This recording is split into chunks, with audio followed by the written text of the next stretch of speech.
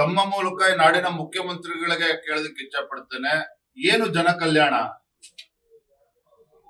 ಲೋಕಸಭಾ ಚುನಾವಣೆ ಬಂದಾಗ ಮತದಾನ ಆಗುವ ಮೂರು ದಿನದ ಮುಂಚೆ ಇವರ ಗ್ಯಾರಂಟಿಗಳು ಹಣವನ್ನ ರಿಲೀಸ್ ಮಾಡ್ತಕ್ಕಂಥದ್ದು ಅಕೌಂಟ್ಗಳಿಗೆ. ಲೋಕಸಭಾ ಚುನಾವಣೆ ಮುಗಿಯಿತು, ಮತ್ತೆ ಮರ್ತೋಯ್ತು ಮಂತ್ರಿಗಳಿಗೆ, ಮುಖ್ಯಮಂತ್ರಿಗಳಿಗೆ. ಮತ್ತೆ ಮೊನ್ನೆ ಏನು ಉಪಚುನಾವಣೆಗಳು ಬಂತು, ಸಂಡೂರು, ಶಿಗ್ಗಾವಿ, ಚನ್ನಪಟ್ಟಣ. ಮತದಾನ 3 ದಿನ ಮುಂಚೆ ಮತ್ತೆ ನೆನಪಾಗ್ತದೆ ಗ್ಯಾರಂಟಿಗಳು.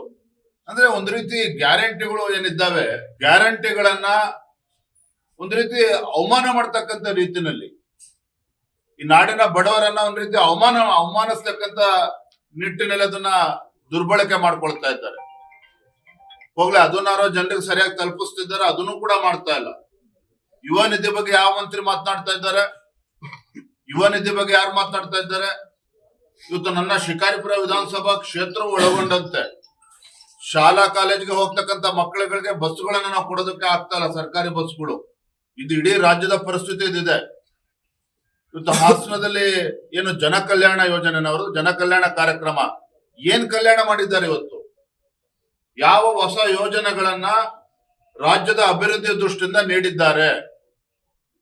ಯಾವ ಶಾಸಕರುಗಳು ತಮ್ಮ ಕ್ಷೇತ್ರದ ಅಭಿವೃದ್ಧಿಯನ್ನ ಮಾಡಬೇಕು, ರಸ್ತೆಗಳು ಮಾಡಿಕೊಡ್ಬೇಕು, ಆಸ್ಪತ್ರೆಗಳು ಕೊಡಬೇಕು, ಜನಸಾಮಾನ್ಯರಿಗೆ ಅನುಕೂಲ ಮಾಡಿಕೊಡ್ಬೇಕು ಅಂತೇಳಿ ಬಹಳ ಒಂದು ಉತ್ಸಾಹದಿಂದ ಶಾಸಕರು ಗೆದ್ದು ಬಂದಿದ್ದಾರೆ.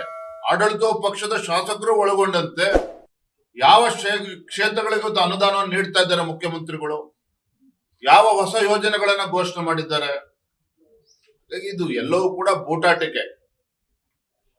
ಹಾಸನದಲ್ಲಿ ನಡೀತಿರ್ತಕ್ಕಂಥ ಜನ ಕಲ್ಯಾಣ ಕಾರ್ಯಕ್ರಮ ಅದು ಸಿದ್ದರಾಮಯ್ಯನವರ ಶಕ್ತಿ ಪ್ರದರ್ಶನ.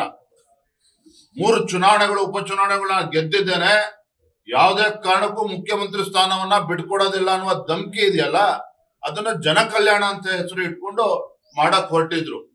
ಪಾಪ ಡಿ.ಕೆ. ಶಿವಕುಮಾರ್ ಇವತ್ತು ರಾಜ್ಯದಲ್ಲಿ ಕಾಂಗ್ರೆಸ್ ಸರ್ಕಾರ ಬರಬೇಕು ಅಂತ ಹೇಳಿದ್ರೆ ನಂದು ಕೂಡ ಪಾತ್ರ ಇದೆ 50% ಅಂತೇಳಿ ಡಿ.ಕೆ. ಶಿವಕುಮಾರ್ ಮುಖ್ಯಮಂತ್ರಿ ಆಗೋದಕ್ಕೆ ಕಾಯ್ತಾ ಇದ್ದಾರೆ. ಇವರು ಜನ ಕಲ್ಯಾಣ ಅಂತೇಳಿ ಹೊರಟ್ರೆ ಅವ್ರ ಪರಿಸ್ಥಿತಿ ಏನಾಗ್ಬೇಕು?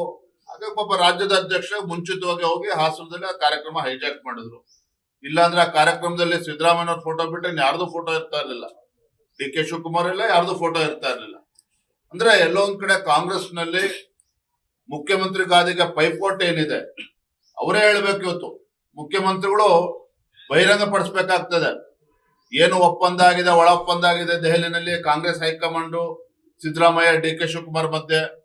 ಪಾಪ ಡಿ.ಕೆ. ಶಿವಕುಮಾರ್ ಅವರು ಒಳ ಒಪ್ಪಂದ ಆಗಿದೆ, ಸಮಯ ಬಂದಾಗ ಹೇಳ್ತೇನೆ, ಈಗಿನ್ನೂ ಖಾಲಿ ಇಲ್ಲ ಕುರ್ಚಿ ಅಂತ ಅವ್ರು ಹೇಳ್ತಾ ಇದ್ದಾರೆ. ಅವರೇ ತಿಳಿಸ್ಬೇಕಾಗಿದೆ. ಇದರ ನಡುವೆ ಜನ ಇವತ್ತು ಬೀದಿಗೆ ಬರ್ತಕ್ಕಂಥ ಪರಿಸ್ಥಿತಿ ನಿರ್ಮಾಣ ಆಗಿರೋದಂತೂ ಸತ್ಯ. ಲೇಟೆಸ್ಟ್ ಹಾಗೂ ಇಂಟ್ರೆಸ್ಟಿಂಗ್ ಸುದ್ದಿಗಳಿಗಾಗಿ ಬಾಸ್ ಟಿವಿ ಕನ್ನಡ ಚಾನೆಲ್ನ ಸಬ್ಸ್ಕ್ರೈಬ್ ಮಾಡಿ. ಹಾಗೆಯೇ ಬೆಲ್ ಐಕಾನ್ ಪ್ರೆಸ್ ಮಾಡಿ. ಇದರ ಜೊತೆಗೆ ಫೇಸ್ಬುಕ್, ಇನ್ಸ್ಟಾಗ್ರಾಮ್, ಎಕ್ಸ್ ನಲ್ಲೂ ಮಿಸ್ ಮಾಡದೆ ಫಾಲೋ ಮಾಡಿ.